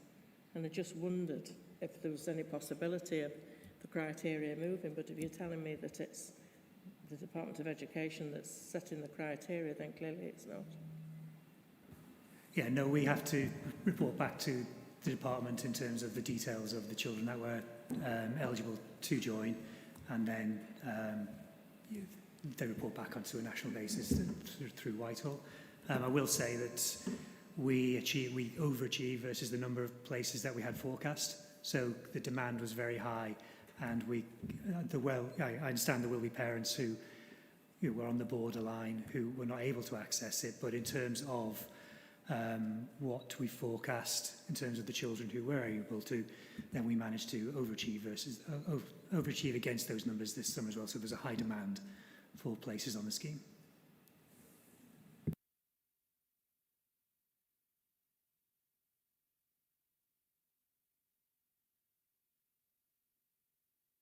Councillor Cannon.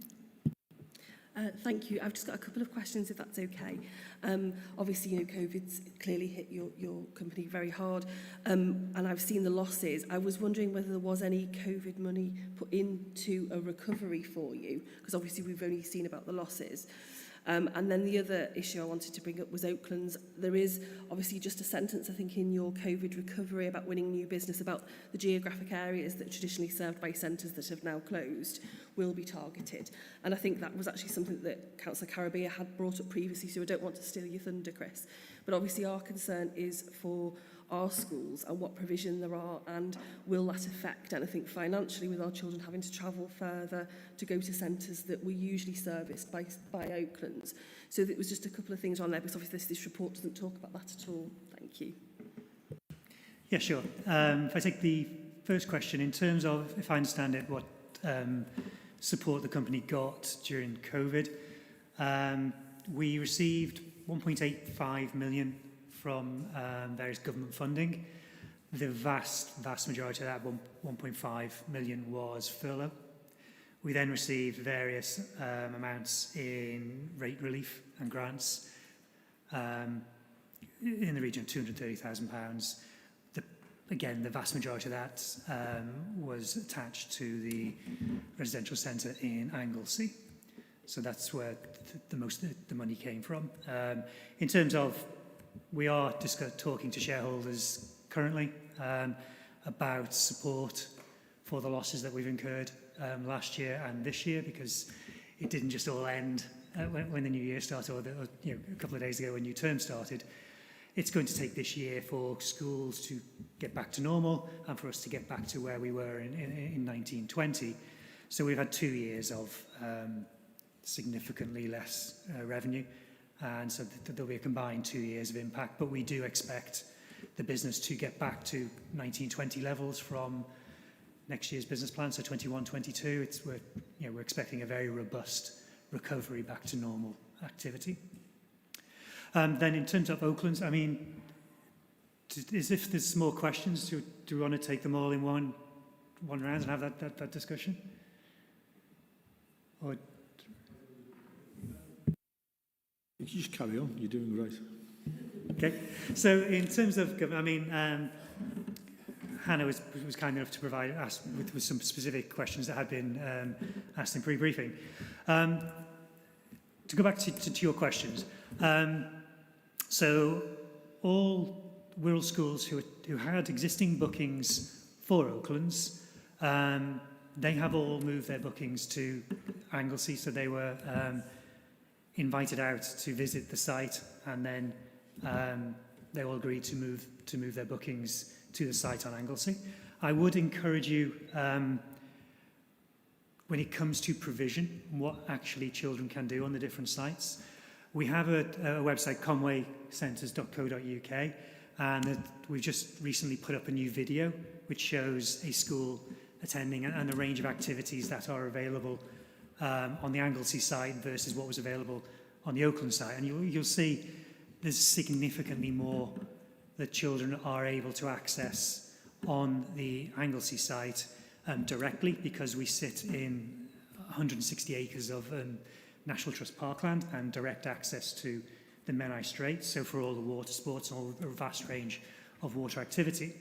And so that gives them immediate access. We don't have to, which was one of the major drawbacks on Oaklands, was to go and do activities. The children had to go on a minibus and be driven everywhere. So children spend a lot of time on minibuses, and given some of the challenges that quite rightly the climate emergency and that schools themselves are asking, then the ability to walk to the full range of activities on site is a positive side benefit. I'm not pretending that that's the main benefit, but that reduces cost for the activity. So go back to your point: do the activities cost more? No. The rates to attend Anglesey and the pricing structure is the same as it is to go to Oaklands. And actually, because of the road system, you carry straight on the A55 to go to Anglesey versus going, coming off and going across country to reach Betws and Oaklands. So that the time to reach either centre, the drive time is the same, and the mileage is approximately the same. It's about a 20-minute drive between the two centres historically, because we used to move staff between them. So in terms of what the children access, Mark can add to this, but we discussed long and hard. The decision about Oaklands was first and foremost was about the quality of provision and what the children would be able to access on Anglesey versus what they were currently accessing in Oaklands.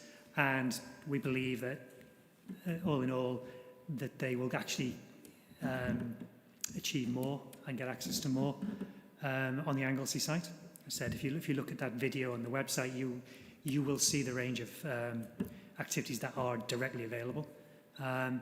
So that was the first criteria, that we were able to provide an equal or better provision to the children, predominantly of Wirral, because Oaklands did not tend to attract anybody else apart from its historic Wirral schools. There were one or two schools from outside the area, but it was 95% plus historic Wirral schools. I said that they have all now transferred across to Anglesey. Does that answer your questions? Yes, thank you very much. Okay, thank you. Thanks for that, Ian. Councillor Chris Cook. Yeah, again, thanks for a very detailed report. And it's impressive to see the huge list of activities that Ed Central is involved in. Again, this question comes from a member who hasn't been on this committee long and who hasn't that much experience of discussing, what Ed Central is all about and so on. And also, I think, for the benefit of members of the public who are watching this, because the first thing I saw, obviously, in reading the report, was reference to shareholders and competitors. I think that's mentioned about 8 or 9 times, both those words each, and so on. Yes, I understand this thing about community interest company, but when you see not-for-profit, that raises the alarm bells, because people think there's no legal definition for that, and it can be just be a company that's trying to make money for its shareholders and which claims to have other social interests as well. Now, obviously, I understand that this is owned by 3 authorities, isn't it? So all the money that the profit made goes back to the councils. I understand that. It does not. Right, okay. So I was too naive to believe that. Okay. But basically, I was interested to know what is the relative liability for the £3.3 million, is it, that was a deficit so at the end of this year? How is that apportioned between West Cheshire, Wirral and Halton? That would be one thing. And the other thing is, you do so many things. That's laudable, it's holistic, it sounds great, but given some of the problems you've had, and you talk about being undercut by other competitors and so on, would it not be rational to think about paring down some of the services that you offer? You've experimented in the field since 2015.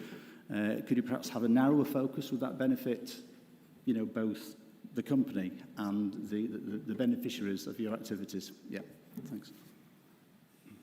Thank you.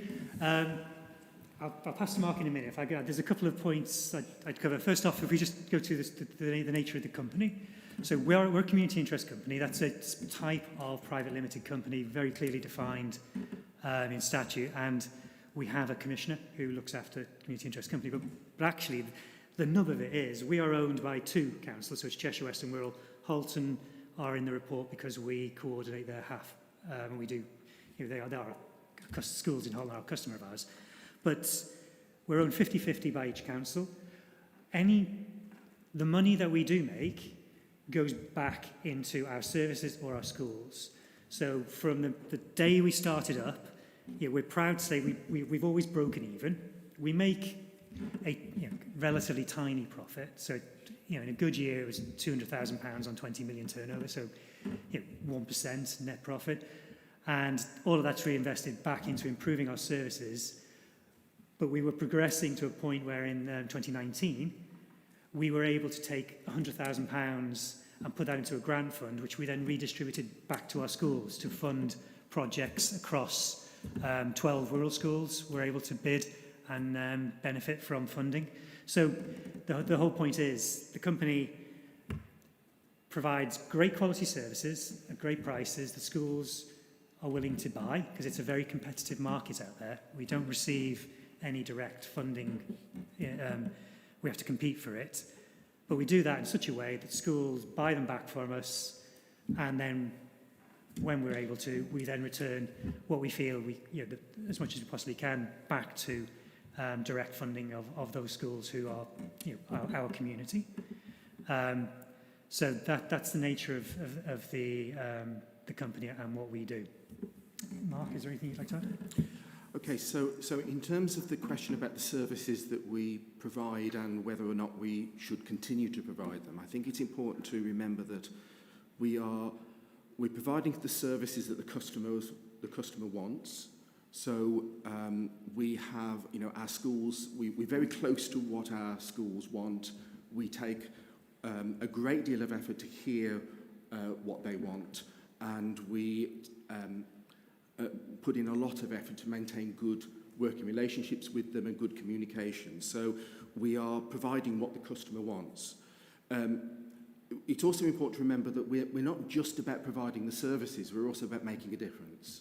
So we are about making a difference to the lives of children and families, which is why it is a community interest company, why it's got such a strong social value. So if you take something like school meals, there are private providers who will provide meals at a cheaper rate, but then you have to ask yourself the question about the quality of the meals, about the environmental impact of the food and so on, the quality of the terms and conditions of the workers. When you take all of those things into account, actually we provide pretty darn good value for money.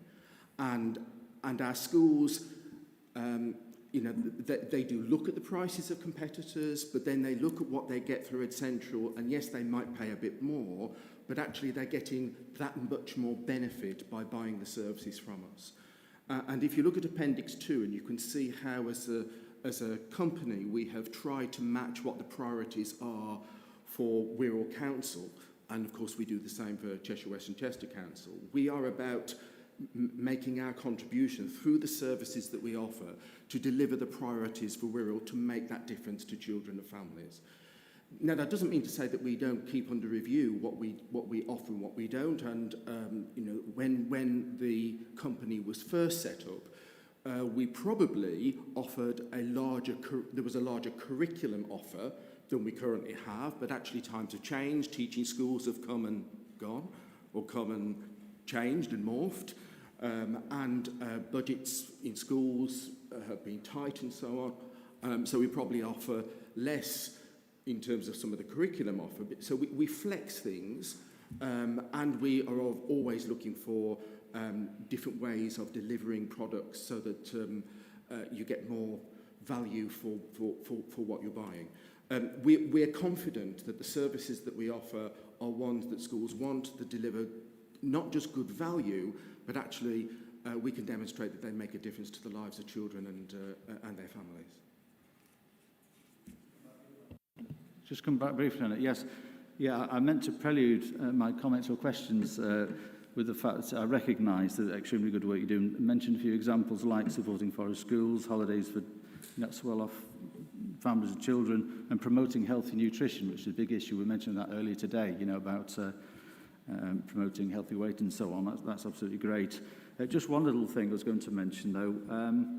Being a Green Party councillor, something I have to draw attention to with the committee is the fact that on page 140, 13.3, there's a reference to that's right, an aim, an aspiration to provide financial support of up to £20,000 a year for the reforestation and annual wildlife corridor project in Indonesia. And this is linked to curriculum activity. And we're getting excited now, you know, this sounds great. Internationalism, you know, this is linked to curriculum activity to demonstrate to children that their choices could make a difference to this world. But then it says the agreement only allows for support to be given if Ed Central meets its business plan commitments, which is like saying, oh, we can't do that. That's a nice to have, you know, but we can't do it because we're not making money, and that's £20,000. So it comes back to this idea that, you know, tackling the climate emergency and all the rest of it is sort of a nice to have add-on. You know, it's not something that's really core to what we're doing. Okay, I think, I mean, what's core to what we're doing, you look into the report did, which we have our 4 C's framework, which we use, you know, we've reintroduced in terms of challenging everything we do going forward, all our strategy, all decisions around how we're going to be a sustainable business in our community for the next 10, 20 years. With regard to that point, it's a perfectly valid point that says we have a partnership with the Orangutan Land Trust and Chester Zoo, and we're bringing that to schools so they get access to scientists and projects.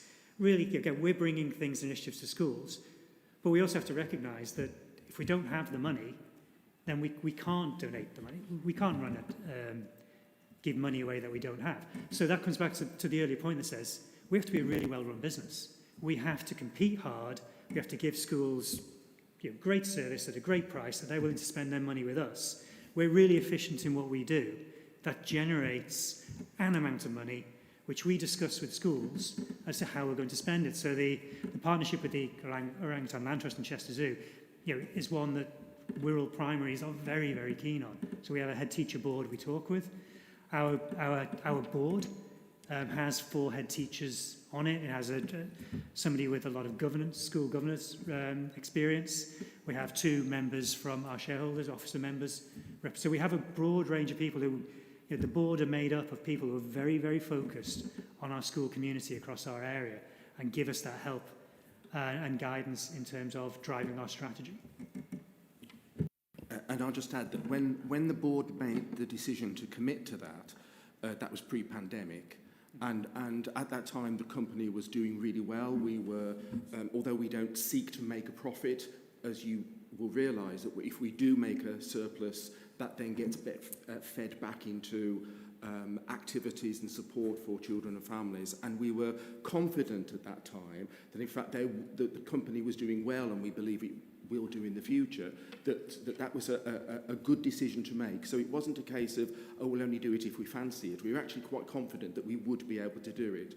Unfortunately, the pandemic has, with the implications that has had on all of our services, but the outdoor education service in particular, has meant that we've not been able to do it for the past 2 years. But I think we're fairly confident that once we get through the challenges of the pandemic and we get the company back onto a good solid footing, then we will be able to support that initiative and hopefully more.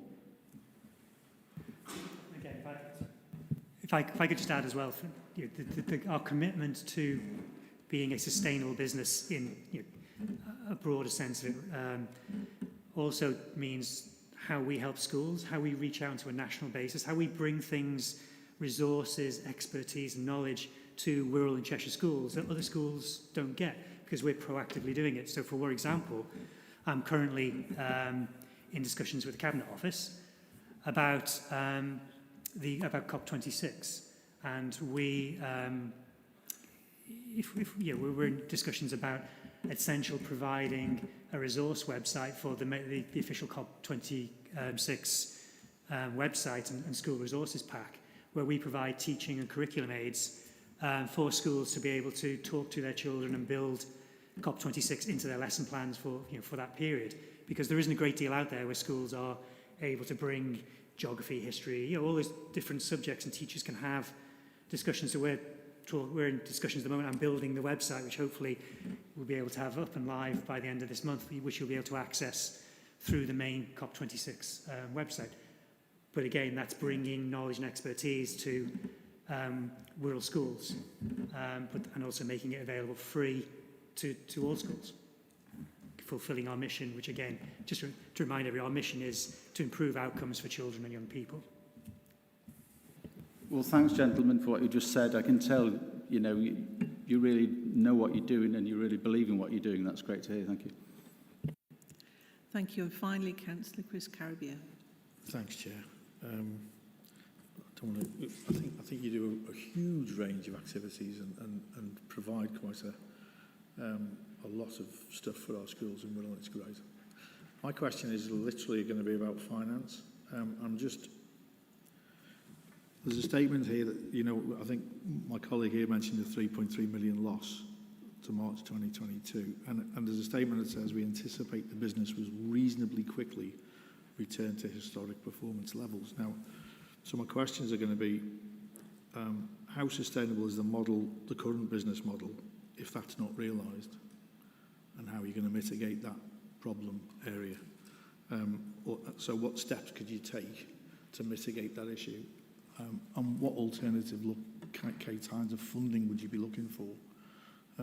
Because obviously, you've stated that you've got a 20 million turnover, a very small profit margin, which you can't sustain a 1 million or a 3.3 million loss year on year.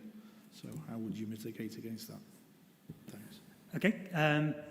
I know that this question is going through a different committee, so I don't know what's right to discuss.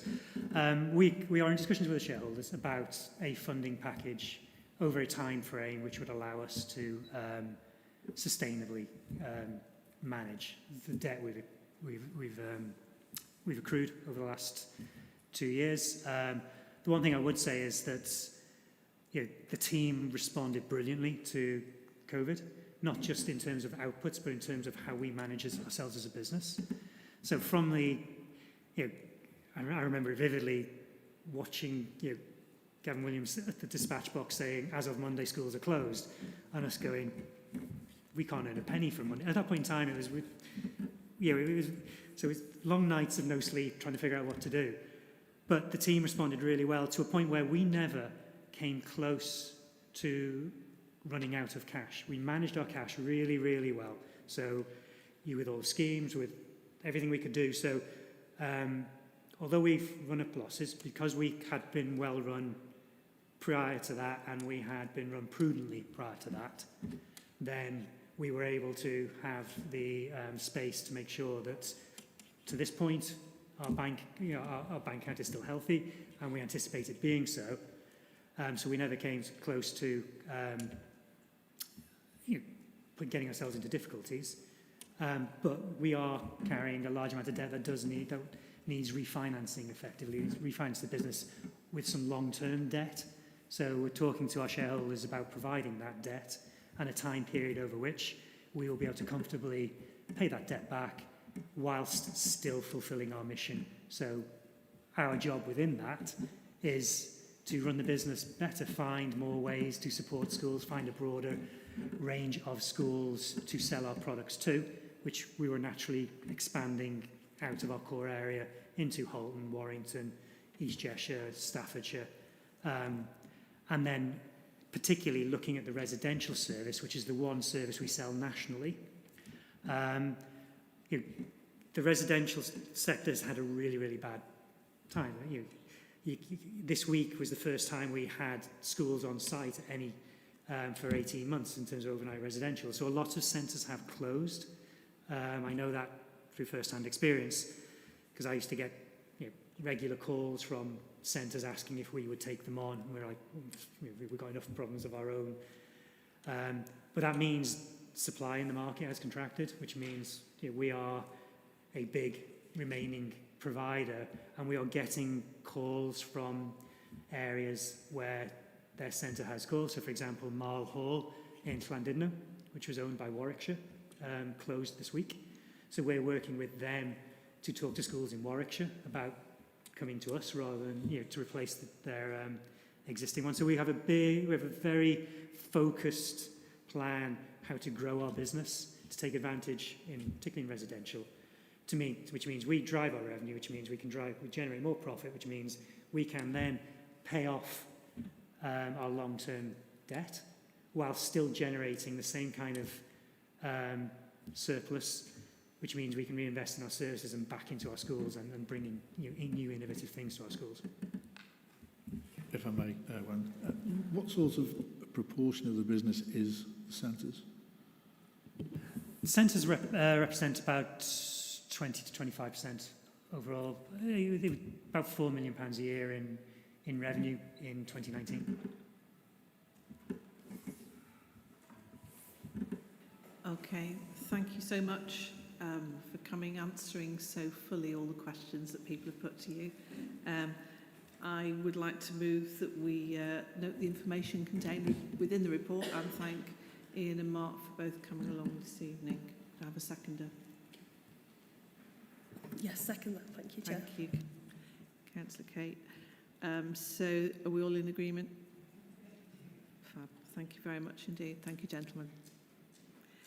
So we move on to item 12, friends, the provision of food and activities for children in school holidays during the COVID pandemic. And it's a working group update. Vicky's going to introduce it. Thank you, Chair. Members, this report provides an update on the development of the approach for supporting children with food and activities during school holidays, following on from the proposals that were initially agreed by the Policy and Resources Committee in November of 2020. The first recommendation is that the committee note the progress of the working group during the COVID-19 pandemic. I understand that at the meeting of the working group in July, it was decided that due to the extension of the funding, the working group would like to continue to meet and that a report should be presented back to the Policy and Resources Committee in the new year. And therefore the second recommendation is asking the committee to agree that a report be presented to Policy and Resources in the new year. I do have to apologise. Unfortunately, the officers who are closely involved with this work were unable to be here this evening. So if members do have any questions, I'm happy to take those questions and get written responses for you, unless any colleagues here are able to answer them. Thank you. I mean, I know that Councillors Pupil and Caribbean have been involved in this working party. Is there anything, are you in agreement with this recommendation? Yes, I am. Yeah.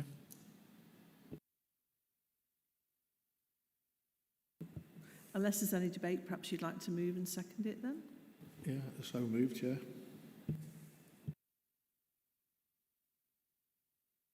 And seconded from Councillor Pupil. Thank you. Okay, are we all in agreement?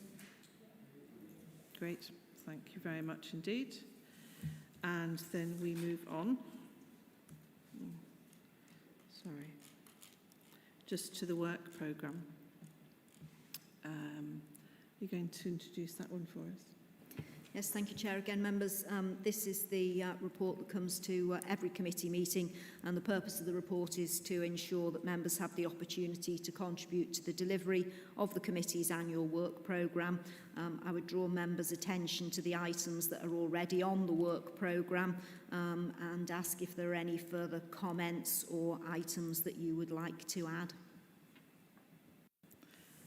Thank you. So I think we discussed at the top of the agenda that the work programme currently includes reference to healthy weight, and we did take that out.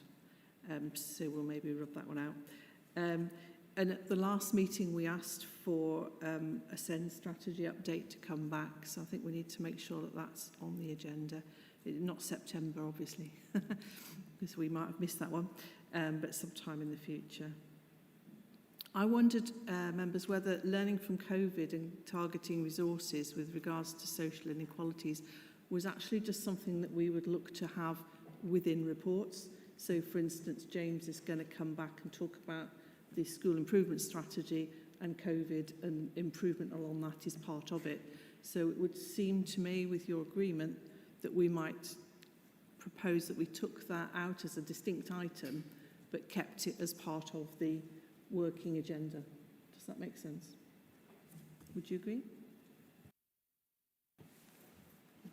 I'm not sure I do agree with that, Chair. I think sometimes with these things it's very helpful to bring them out and just focus on the question, and that's a very clearly articulated issue there, and I think it would give some focus to the committee's discussion if we could pull that out and have that discussion. Fine, I'm in the hands of the committee there, so if that's where you know, any other thoughts?